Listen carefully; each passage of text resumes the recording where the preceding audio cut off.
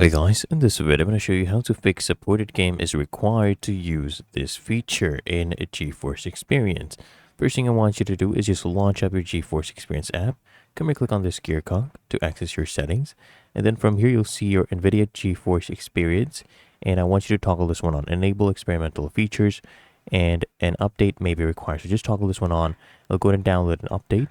And then what you want to do is just go ahead and scroll down. Make sure in-game overlay is actually toggled on. After that, I want you to come here, click on search, just type in services. Then I want you to open this up.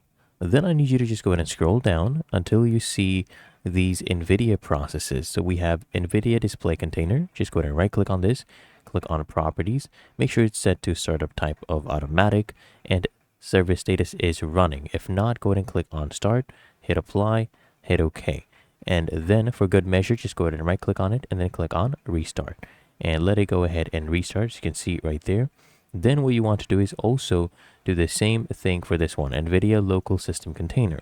Right click on it, click on properties, make sure it's set to startup type automatic, make sure it's running, hit apply, hit OK, and then just go ahead and restart this one as well.